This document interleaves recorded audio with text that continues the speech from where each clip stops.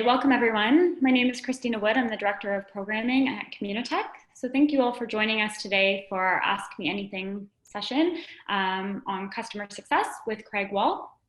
Before we get started, Communitech would like to acknowledge and thank all of our frontline workers who are doing their best during this time. I also want to let everyone know that today's session will be recorded so that we can share it with companies who were not able to attend. We will open up for questions at the end of Craig's presentation. So if you would like to ask a question, please do so using the chat functionality located. There's a chat icon located at the bottom of your screen. I'd also like to urge people to use the menu at the side of their screen to adjust the view for seeing who's on the call. Craig's presentation, when he's presenting, may take up most of the screen, and so in order to see the whole presentation, you may have to use the minimize button at the top of your screen. I think that's all of the housekeeping items that I have, so I would like to thank Craig Wahl for joining us today, and I will turn it over to him. Thank you, Craig. Thanks, Christina. Hello, everybody. Yes, as Christina mentioned, I'm Craig Wahl, Growth Coach at Communitech, and happy to have you here. I'm just going to take care of just maybe starting a couple of slides, and we'll just take you through some of the things that have transpired over the last couple of weeks and how to maybe view your customer success and your customer vision a little bit differently in the light of everything that's happened. Someone who's very, very involved in the customer world, Nick Mehta, who's the CEO of Gainsight, said this the other day, and I think it's truly something that everyone should be thinking about, which is learning from your customers has never been more important than it is right now. And so when companies take the time to understand what's going on in their customers, it can be some of the most valuable information that you'll receive. But as a matter of context, I think it's important to kind of talk through how COVID has changed everything, and just quickly looking at the fact that now more than ever, your customers are your lifeblood, and some overarching things that you should be aware of. Unfortunately, every organization is going to experience churn. It's just the reality of a downturn and a situation like this, but it doesn't have to be necessarily always a negative thing. I think some of the key things to think about this is that if you do experience some churn during this time, make sure it's not under the guise of COVID-19, or make sure it's really that, because some companies may choose to use this as a way to get out of agreements with their vendors. And it's a really easy thing to do. So you should really be cognizant of this. But if you do lose customers because of it, I think you need to think this through and be thoughtful about how this goes on. Everything's amplified right now. And when you treat people well in tough situations, they tend to treat you well on their return. And the feedback that they give you is truly a gift to your organization. And that if you nurture them after the fact, there's a good possibility that they'll boomerang back to you. This happens in regular time, and it's more likely to happen in times like these. The other thing to think about is that there's some pretty dramatic opposing forces going on in your customers right now. CEOs and CFOs have spreadsheets open and they're looking at their vendors right now. And so I think it's important that you recognize that there's this opposing force out there. Regardless of how you think your customer views you, you really do need to leverage your champions and your customer to engage with them proactively, set strategies on how you're going to handle these opposing forces, things like payment deferrals and renewals and things of that nature, with this in mind. Remembering that proactivity in this front is your biggest weapon, and letting this just happen to you is probably not a good strategy. You have to be thoughtful in terms of understanding who your customers are and what they're under. The other thing is that there's an increased pressure on organizations, and there's definitely a decrease in budget. Cash flow is being very scrutinized, and all organizations are facing pressure to operate with their employees, with their customers. All these different things are putting pressure on them. So give this some thought about how your organization can maybe relieve a bit of that pressure when not trying to sell to them and not trying to acquire some of their budget. It's very important that you recognize how this pressure can be negatively affecting both them as a business, but also as people, that there is a huge human element to what's going on, and not recognizing that is dangerous in terms of not acknowledging it and finding ways to be helpful to help them. The other thing is that if you think your customers are using their plans that they set out with at the beginning of their financial year, that is not the case. Every company will have a new plan. And that plan is very likely to be very, very simple. It will not be as complicated and complex as it has been in the past. It's very likely to be centered around managing expenses, keeping customers, and keeping employees engaged. And so because of that, it should allow you to better understand your customers and find easier ways to engage with them. And so just imagine what a whiteboard looks like inside of one of these companies. Frankly, it's probably happening in your own organization. And what's on that whiteboard? And so how might you be able to help your customer execute this new plan? Another thing about this world we're living in is with restricted budgets and things like that, your competitors will be calling your customers. Your competitors will be doing things to try and attract your customers. And your competitors will not stop. They will. That's one of the things that you as an organization can do, is go after your competitors, but know that your competitors are definitely calling on your customers. It's a source of revenue that's already there. And if a company is not cutting that budget and is going to keep that software, or keep that solution, or keep that product that you have, you know your customer is going to be trying to take that, your competitor is going to be trying to take that from your customer.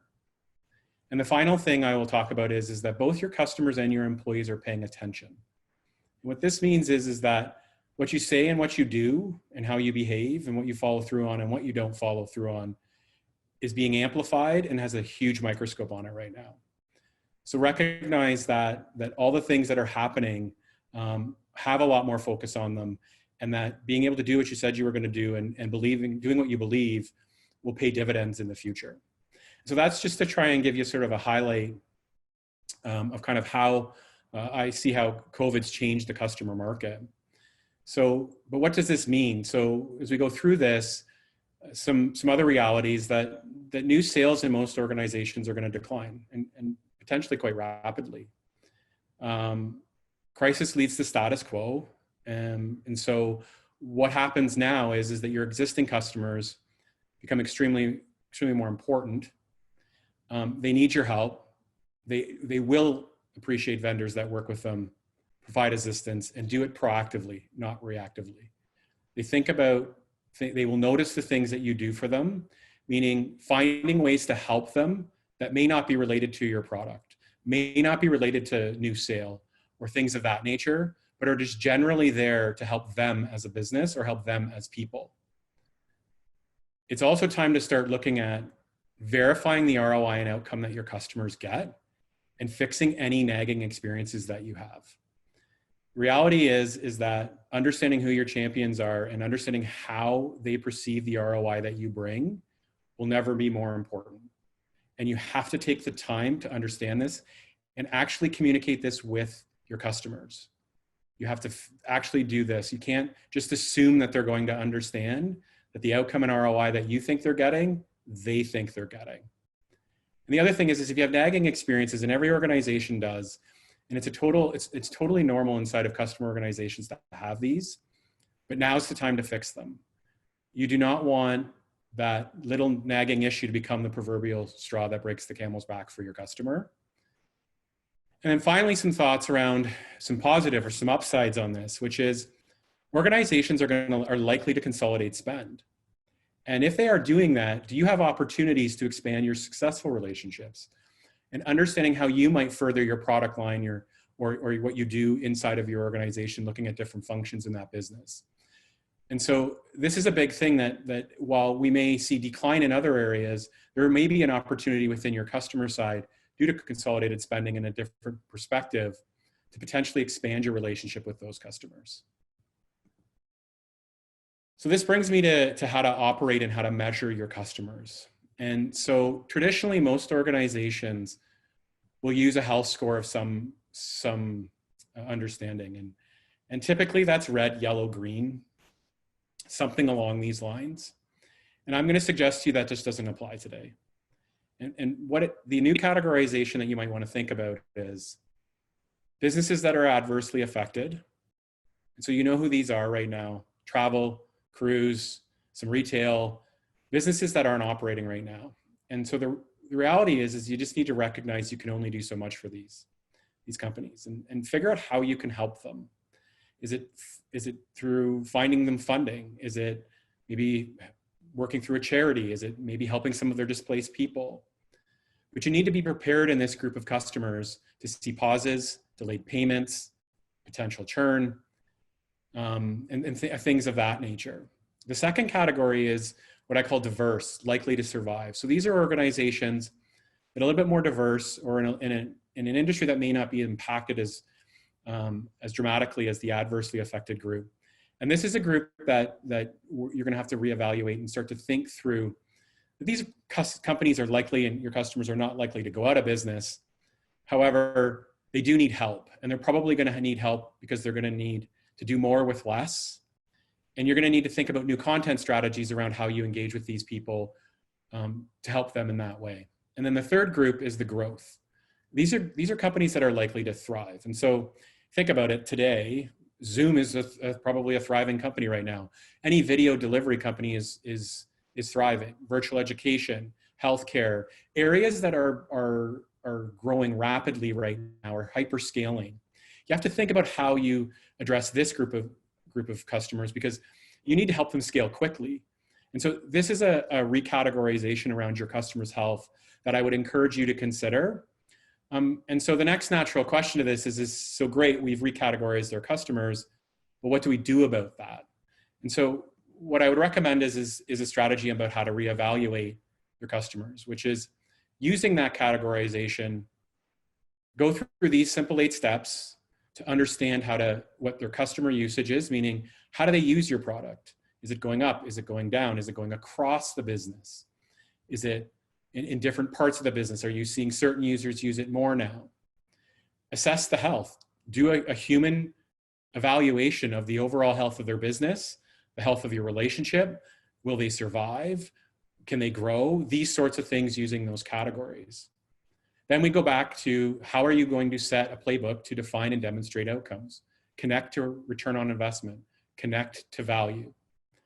Then we come back to those experiences. How are you going to build experiences for each of those groups and ensure that they're exceptional?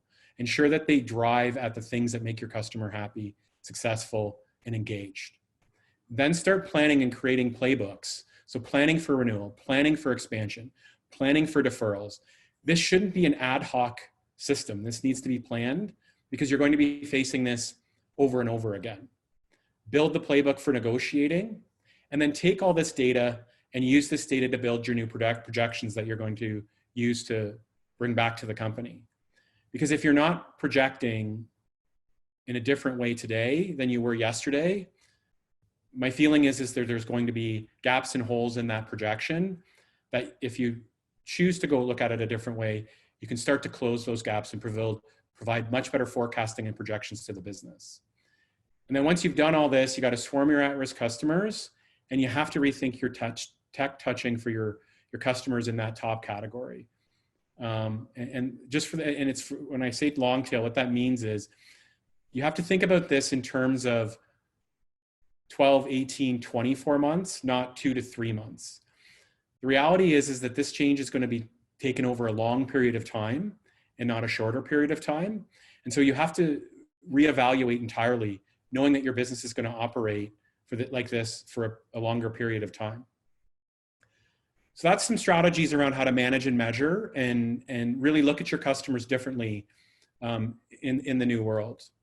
And so the next thing I wanted to do is talk a little bit about messaging and how you're engaging with your customers, because you've taken into account all these different things around how to manage them and reevaluate them and start to look at them. Messaging and connection right now is the #1 thing you can do with your customers.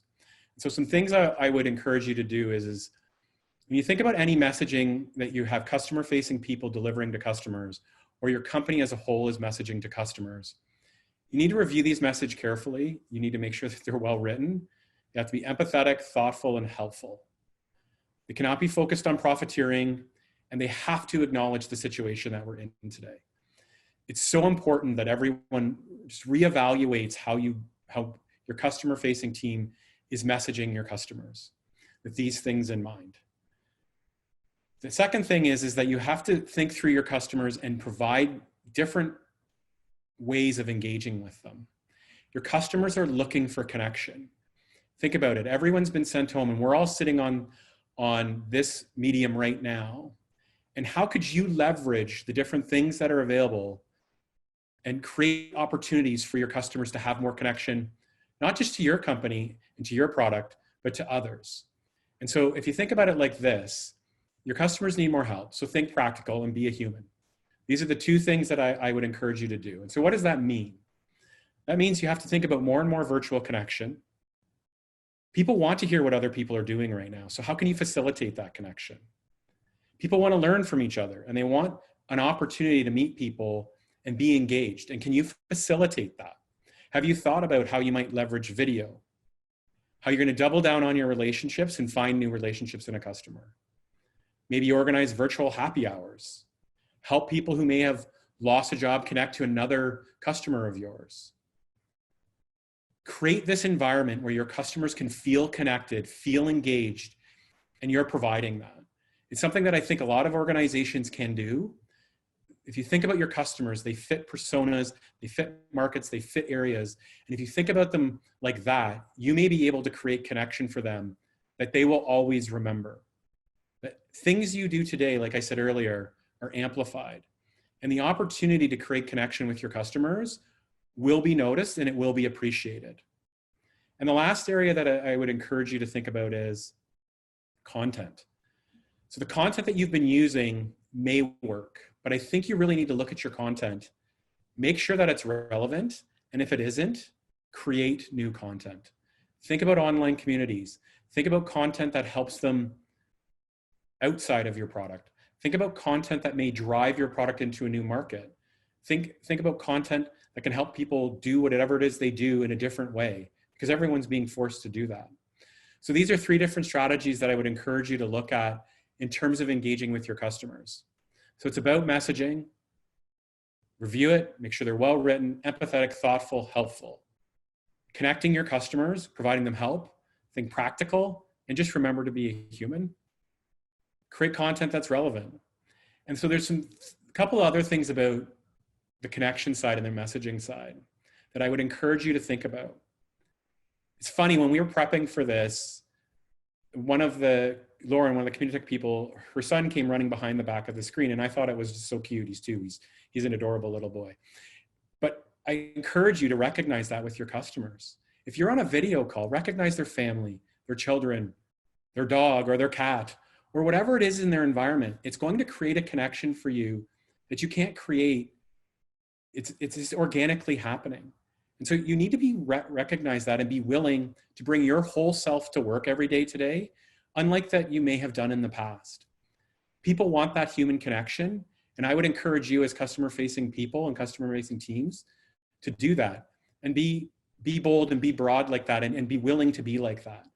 The types of relationships that you have will change. And don't be afraid to find new and innovative ways to do that. Like, just remember your customer is in a whole bunch of different places. And so it may mean text, it may mean Facebook, it may mean WhatsApp, it may mean video, it may mean a whole bunch of different things. And be open-minded to that as an organization, remembering you need a way to track and manage all of that, but open the minds to that sort of thing and think broader about how you might connect with your customers in different ways. And then the final thing I wanted to talk a bit about was customer-facing teams. Throughout this presentation, I've talked a lot about what your customers are facing. And the reality of the situation is your employees are facing all the same things. If you're in a customer-facing team today, you're totally in a situation where you've got increased reactivity. So there's more and more coming at you than ever before. And so I'd encourage organizations to think about their customer teams a little bit differently, and how might you flex other parts of your organization to focus on your customers. So let's say maybe your sales organization is not as busy as it was before. So how might you look at your customer base and look at personas and look at activities and maybe deploy your team in a different way with different roles and different resources, helping each other out and talking to customers. There's things like this that you have to consider when you think about the increase in the reactivity that you're having, and try to get back and focus on the proactivity. The other thing I'm going to recommend to most organizations, and if there's CEOs on the call or senior leaders on the call, this is directed to you, but if there are not, those who are on the call should be talking to their leadership about this. Be extremely careful with turning over your CS organization right now. I can show you study after study that churn and CS turnover are directly correlated. But in a time like this, when your CS turns over, do you want your customer building a new relationship with someone new? Do you want them repeating themselves? Do you want them having to start over at a time when they really don't have the time themselves to do that? So I would encourage a lot of organizations to look at their CS organizations today as integral to the success of the company. And these are the people that connect your customers to your value, and be very, very thoughtful about how you manage your CS organization. So a couple of other things. Your employees notice if you believe what you say. So this is important, that as an organization, you need to be connected and following through and doing the right things because your employees are noticing. So just something to take away, that under trying times, people notice everything and everything gets significantly more amplified, and just creating this environment where if you ask your customer facing people to talk to your customers on a regular basis, are you connecting them? Are you talking to them on a regular basis? Are you engaging with them? Are you engaging with them and they're at home and at their family in different places? Are you creating connection? Are you remembering to be human? Are you creating an opportunity for them to connect with others? Are you creating an opportunity for them to feel like they're part of something bigger? These are all things you have to think about when you're managing your customer-facing teams, because there's pressure across the entire organization. But this is a group that's touching your customers every day, and your customers, as we've talked about, have become a lifeblood for you that you absolutely need to keep. And so just think about your teams a little bit differently and engage with them, and think of innovative ways. I've heard some really innovative ways from different companies that are tackling things, and I'll talk a little bit about them across a couple of different businesses. A bunch of companies having talent contests with the children in their organization. So I've heard of teams whose children are coming with talent. I've heard of teams who are having talent contests on their own. You know, virtual happy hours, which you do with your customer, you do with your team. Competitions. So finding ways of helping your customers and turning it into a competition for the team. These are just little things that you can do.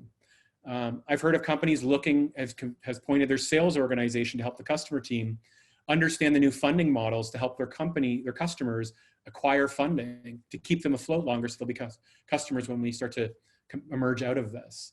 So think differently about your organizations and really try to engage the teams to come up with ideas and strategies that may help you keep your customers longer and grow them in the future.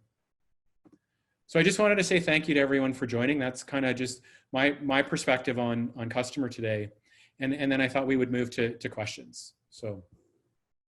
Great. Thank you so much, Craig.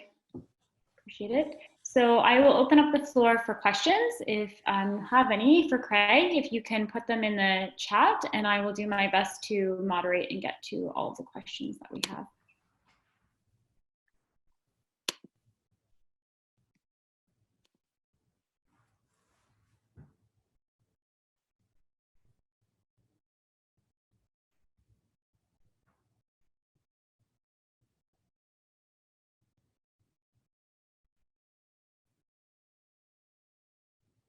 Give people a minute, as people may just be typing.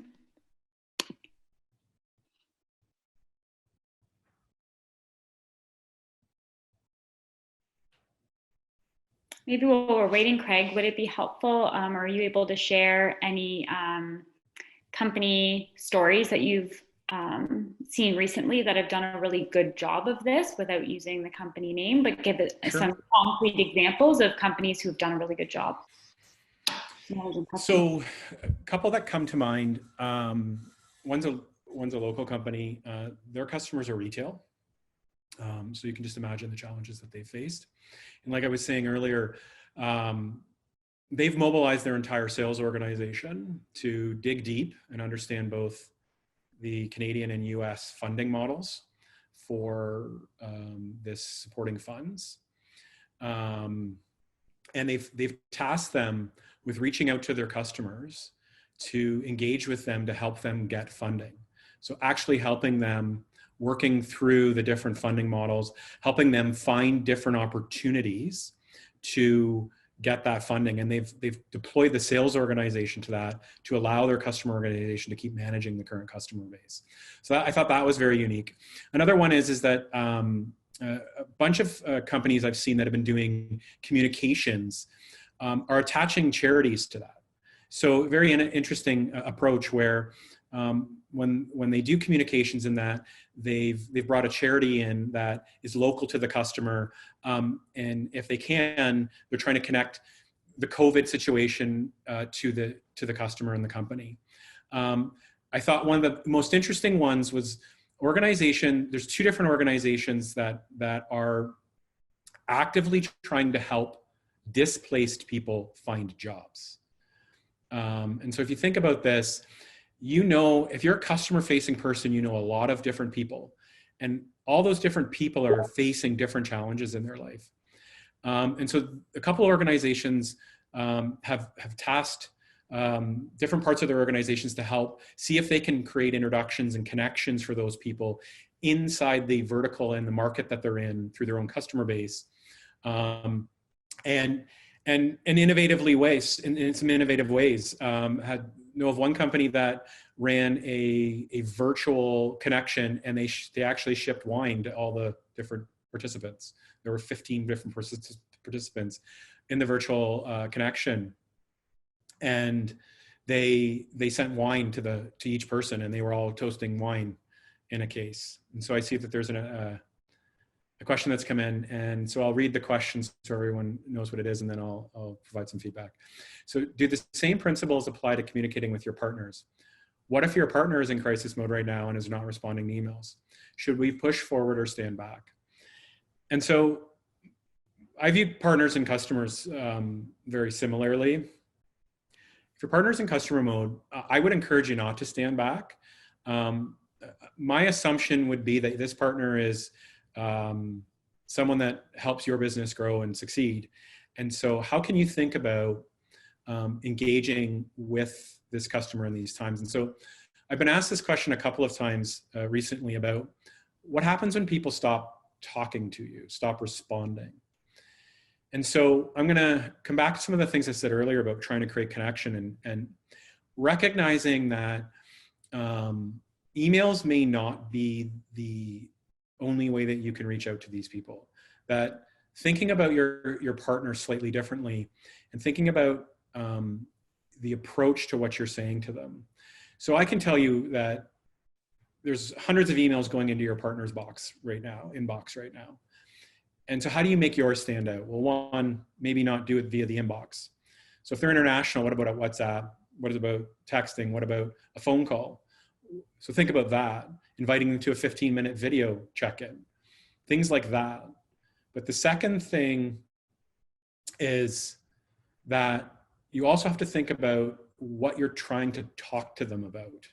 And so this is an area where I think lots of organizations may not have given this as much thought as they do, and they may need to. And so when I was talking about messaging and reviewing it carefully and making sure they're well written, what's the value of that message, and what value is the person receiving it going to get?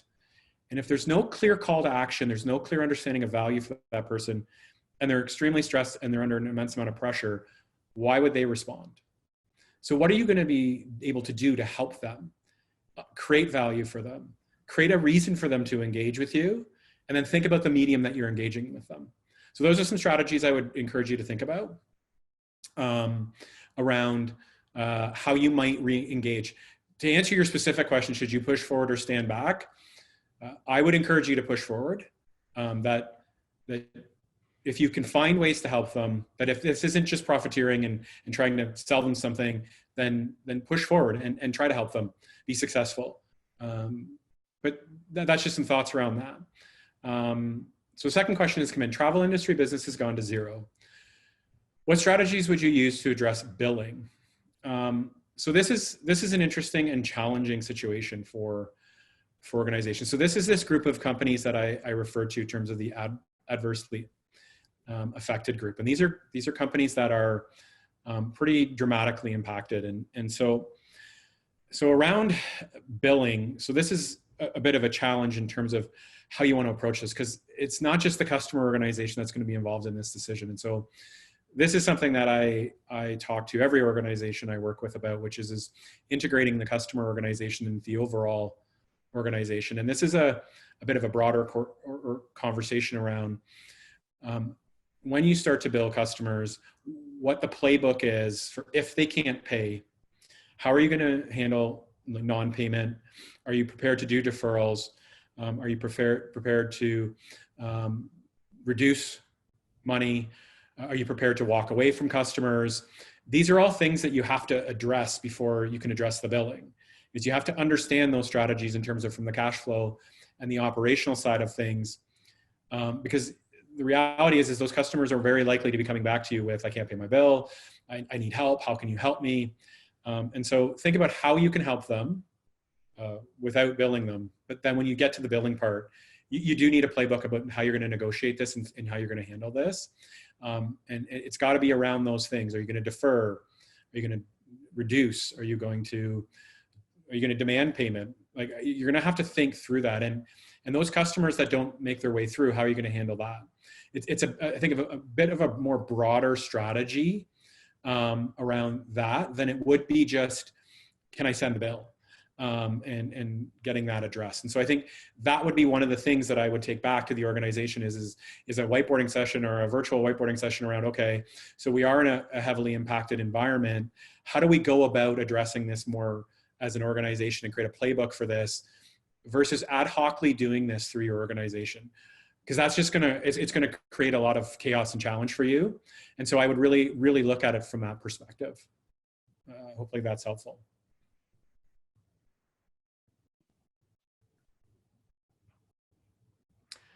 Okay, so another question is, should we delay any survey launches for the time being? So can I ask a clarifying question? Because surveys can be any number of things. So could you maybe share what you mean by survey launch? What type of survey you're after?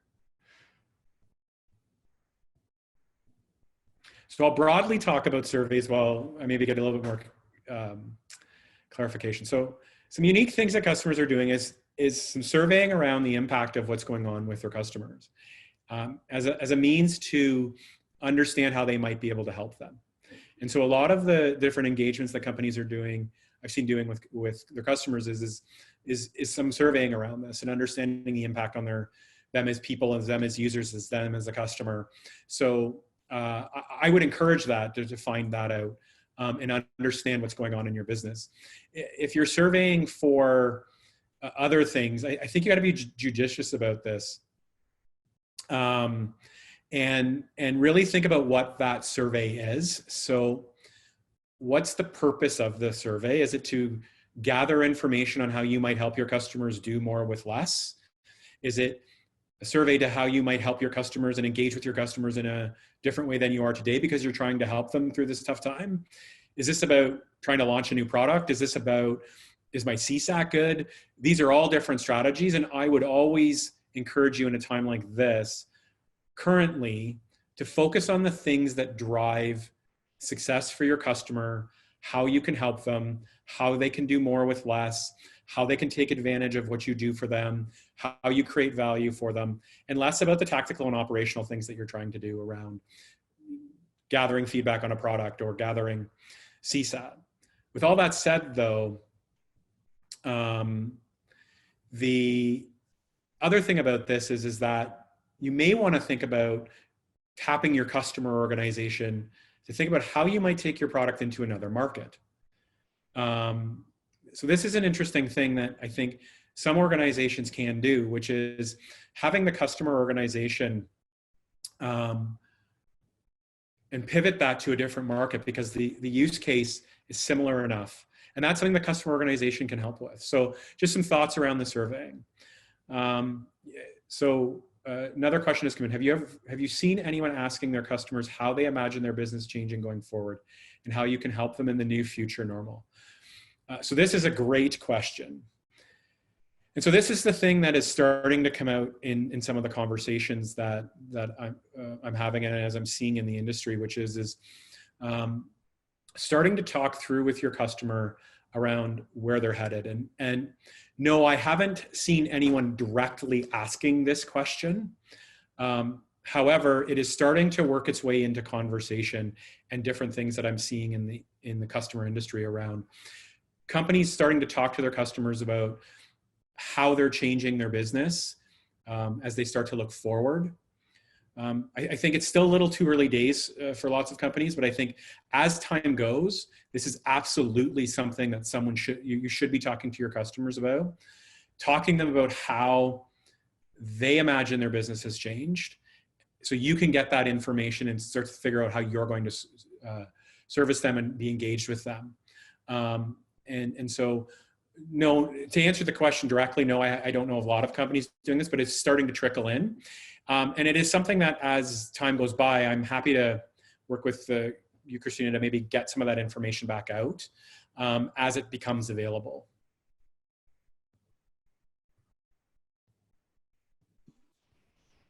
That's great. Thank you, Craig. For anyone who is still on the call, if you have specific questions that you'd like to talk through more in depth with Craig, please reach out to your Communitech CSM or advisor, and they can help to get you connected directly.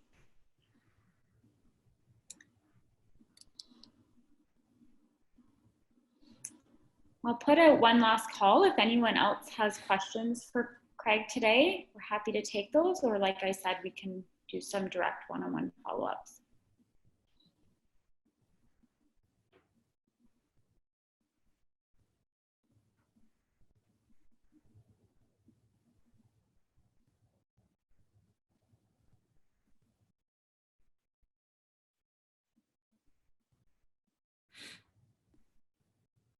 Looks like we just had a new question come in, Craig.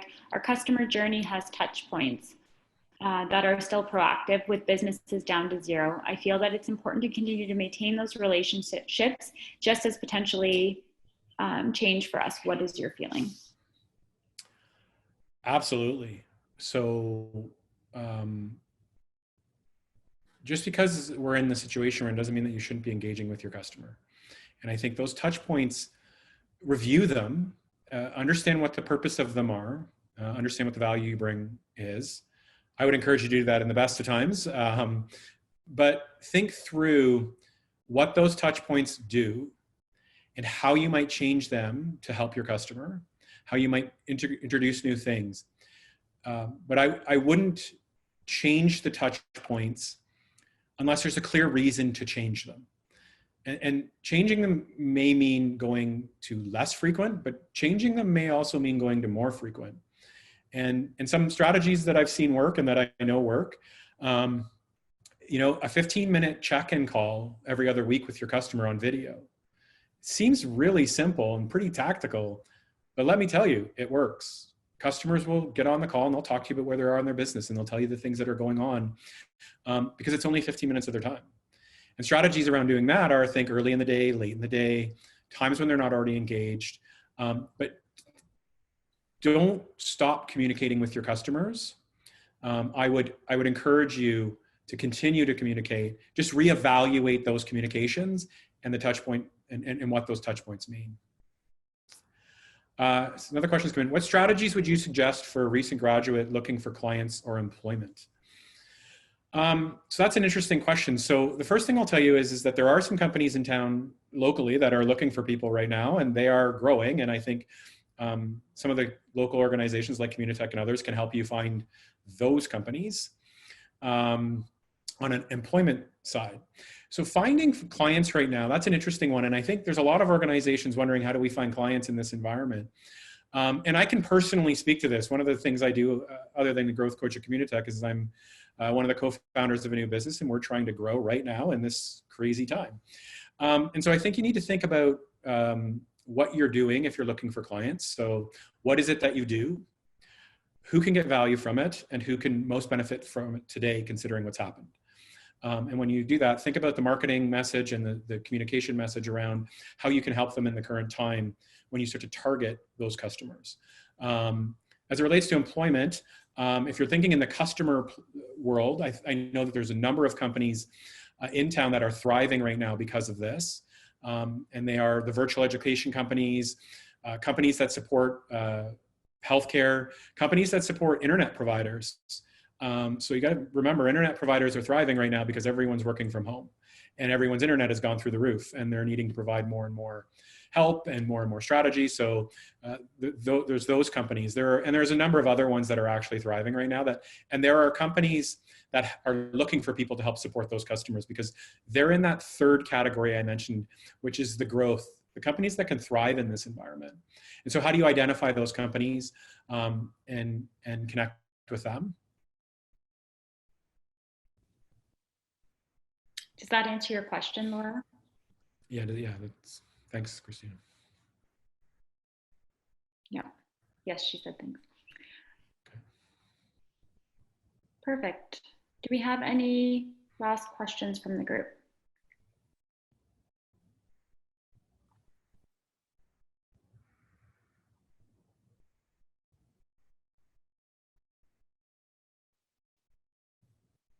Okay, well, thank you very much, Craig. We appreciate your time today and all of your insight. And as I mentioned, if anyone would like to connect with Craig directly, please feel free to reach out to your CSM or advisor. We have some thank yous. So thanks again, Craig. Have a good day, everyone. Stay safe. Thank Bye. you.